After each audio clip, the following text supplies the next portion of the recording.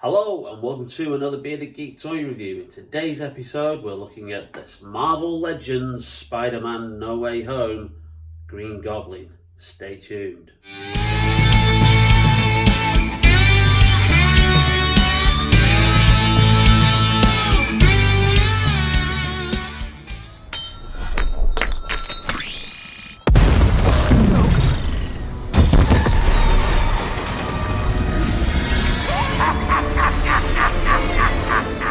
Welcome back to the channel, and in today's video we have a brilliant Marvel Legends Deluxe figure. This went up for pre-order I think at the end of August last year, so I've had it on pre-order since then. Obviously it arrived a couple of weeks ago. And yeah, it is the Green Goblin from Spider-Man No Way Home. Now, again, if you're wondering why on earth it has taken Hasbro this long, over 2 years since the film was released in December 2021. Yes, it was that long ago.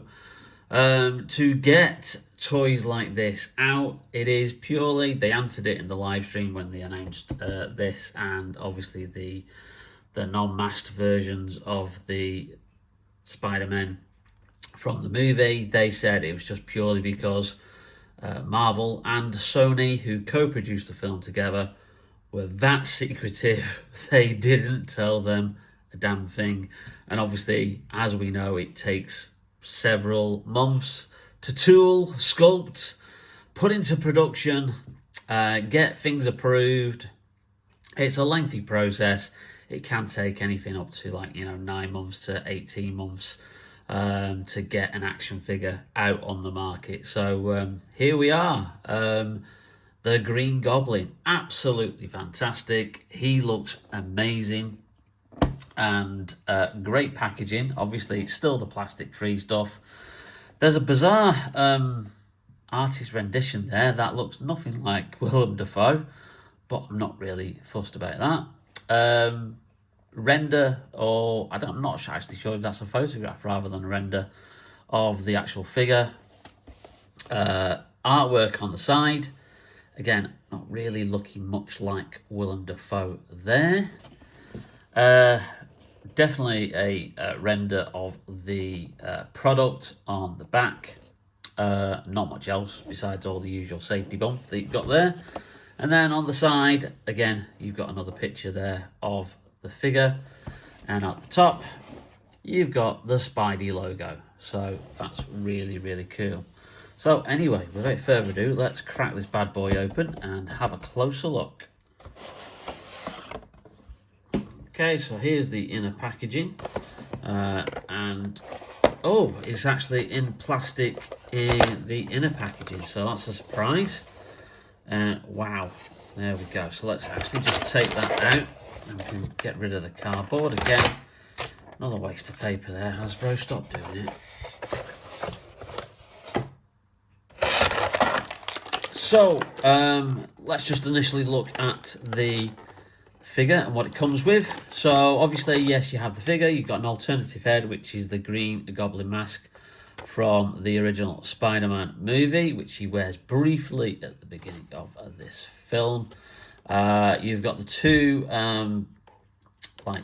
placeholders for his feet, which you can connect to the glider. You've got a pumpkin bomb. You've got the glider itself, which is a massive piece of kind of like work there, and then you have this clear plastic stand which you can connect to the glider, so you can have it like hovering. So yeah, let's just get this out of the packaging. Coward, we have a new world to conquer.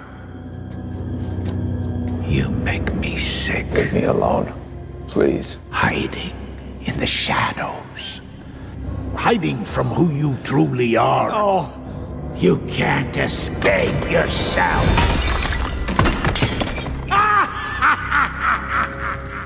Wow, first of all, I'm lost for words just at the sheer amount of detail on this figure. This is just absolutely fantastic. Hasbro really have knocked it out of the park here. Just look at the sheer amount of detail, sculpting, paint jobs that are on this. This obviously is justifying the price, which I think is £40 or £45. I didn't pay that. I got it from Star Action Figures at a pre-order price, I think of around about 36, 37, if I'm not mistaken. I know I didn't pay over £40 for it anyway.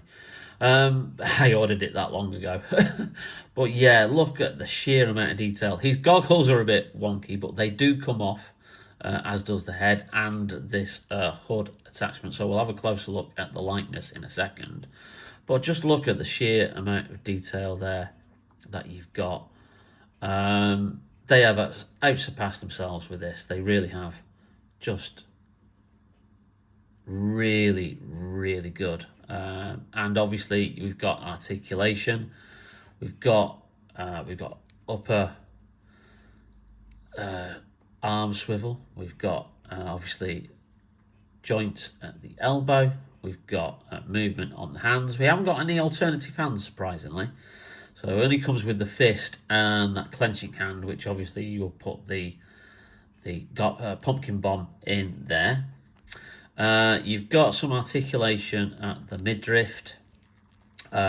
You've got no articulation at the waist, because obviously you've got this kind of like belt pack here that would have probably restricted that. But you do have articulation at the thighs, obviously at the knees. It's pinless as well, which obviously is always helpful. And then you've got articulation on the feet as well. So you can mold this figure into like a huge amount probably of poses once you can get him on the glider, if you're going to have him posed that way, and I'm sure that's how most people are going to have him posed. Yeah, just absolutely brilliant. Let's just have a look at this. Obviously you can see under there that's Willem Dafoe's likeness, but we're going to have to take the head off to just have a closer look at this face. So we'll just pop the head out of that scarf. So that scarf section, or shall I say that hoodie section, is a separate piece. So you don't need to have that on if you don't choose to. The goggles, again, are a separate piece. So the goggles do come off. So again, if you don't want the goggles on, then there you go. And there we have it. That is an amazing likeness of Willem Dafoe, looking particularly manic there as the possessed Norman Osborn, or the Green Goblin. And obviously with his head popping off, it gives you that alternate option of this, which is the Green Goblin mask from the very first live action Spider-Man film from 2002, which was directed by Sam Raimi. Now, I'll admit I was never a big fan of this version of the Green Goblin. Willem Dafoe is a great actor, but I hated the costume. I think it just looked like a Power Ranger kind of costume, and it really was. I just didn't think it looked good. I thought they should have gone with the more prosthetics like look of obviously how he is in the comics, because this kind of like battle suit Power Ranger kind of like look just didn't do it for me as a long time Spidey reader. But I think I've mellowed over the years because nostalgia. And just seeing him with that mask on there does make him look absolutely fantastic. Obviously you got the option at the back, you can see the flesh tones of the neck, but again, that's not really a big issue if you're going to have him like posed like that, front facing, with that mask on. But it's just a shame that obviously this hood piece then doesn't go over that, because then you could have really kind of like gone for that classic Green Goblin kind of look, where he has like the hooded purple kind of like hat that goes on the top of his head. But yeah, that is an amazing piece of sculpt there for an action figure. Hasbro really have outdone themselves there.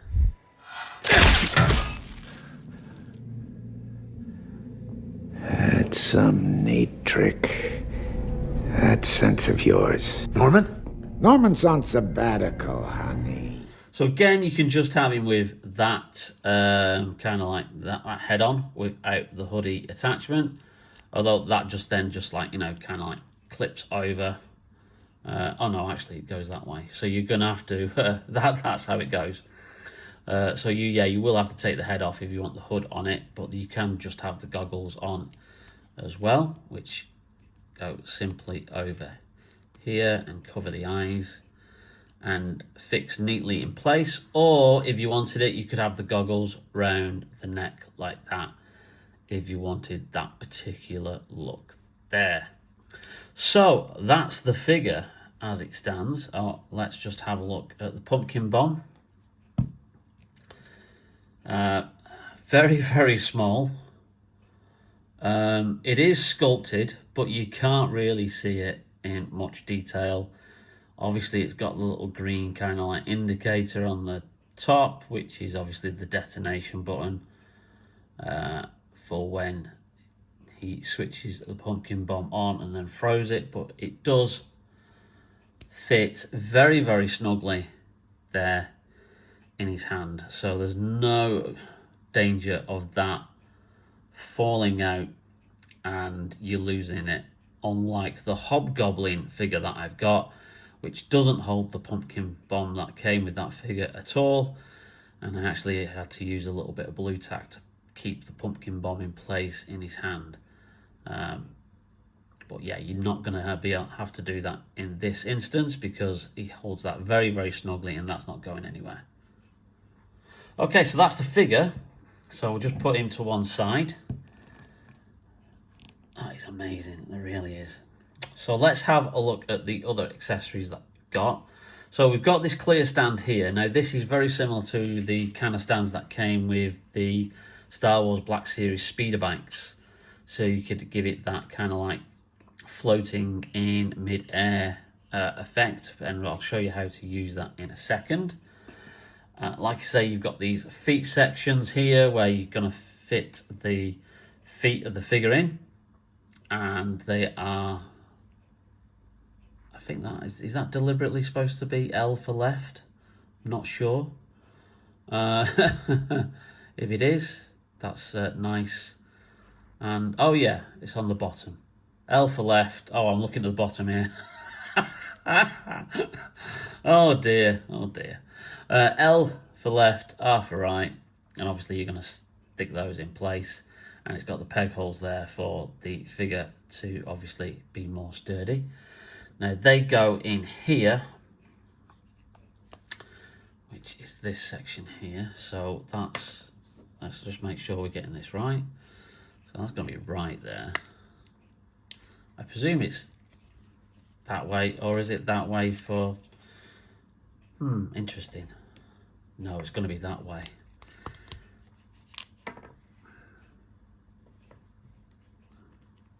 So you're going to put that in there, and then you're going to put that one in there. So it's as you're facing that, it's obviously left and right from that side of view. Just look at that glider. That is some piece of sculpting and an accessory. That is really good. Lovely paint applications you've got here. Underneath, you know, they didn't have to do this. You've got green at the back of there, green there, green there. You've got green on the engines at the back. You got this lovely purpleness, which is actually purple plastic on there. It's made out of this lovely kind of like molded silver, dark metal kind of colour plastic. This is just absolutely amazing. It's far more substantial than the glider that came with the cartoon Hobgoblin figure, which was absolutely tiny. It was about, well, probably a third of the size of this. But this is just something else. That is just amazing. And obviously it moves It's got articulation, so you're going to have it like posed how you want it. And then you have this section here, which is where this ball joint here goes in place and it will snap in. Very similar to, obviously, how you're going to do... Oh, is it going to go in? That's going to be a bit of a struggle. Yeah, that's going to be a bit of a struggle to click in. That might have to be warmed up. But once that clicks in place, it gives you the option of, obviously, the glider then being above like that, and then obviously you can pose it a variety of ways, and obviously with the figure atop of it.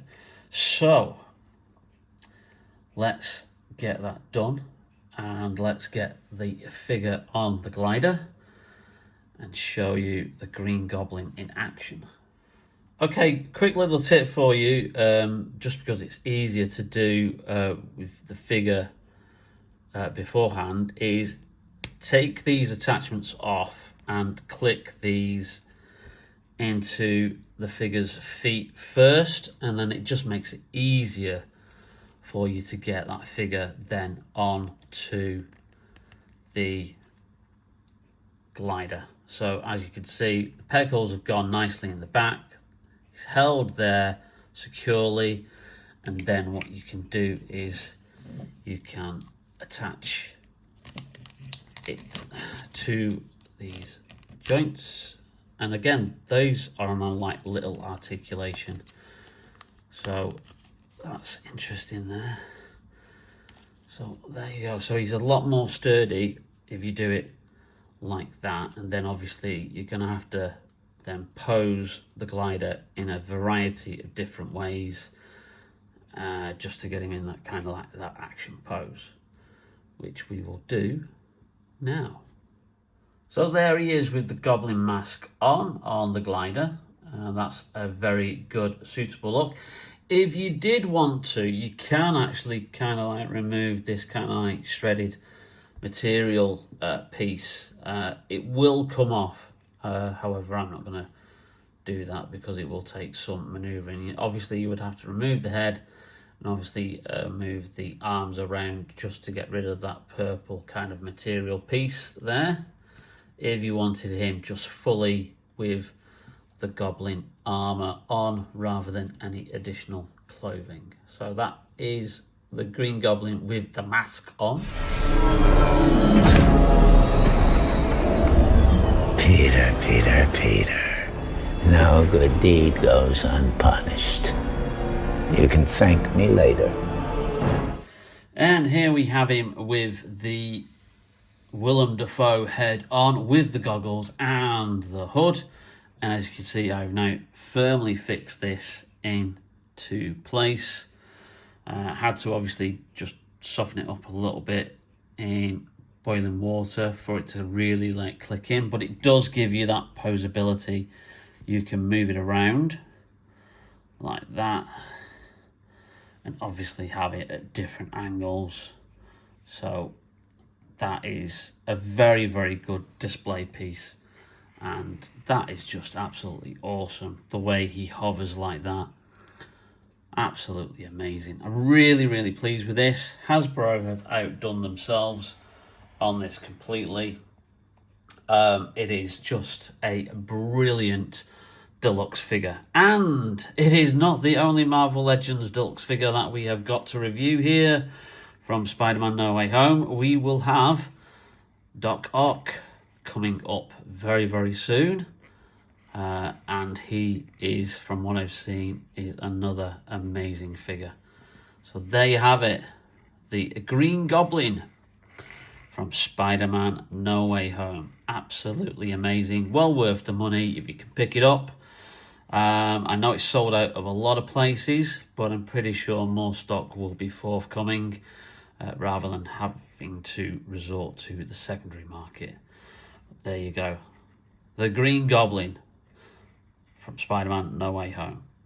Well, I hope you enjoyed that video, and thanks for watching. If you did then please leave us a like, always helps out the channel. Also share the video as much as possible if you've got anybody who's interested in this kind of stuff.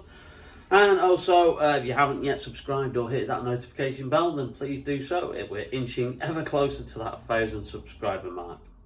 Still, lots more cool videos to come, but in the meantime, take care, stay safe, and we'll see you very, very soon on Bearded Geek Toy Review. Can the Spider-Man come out to play?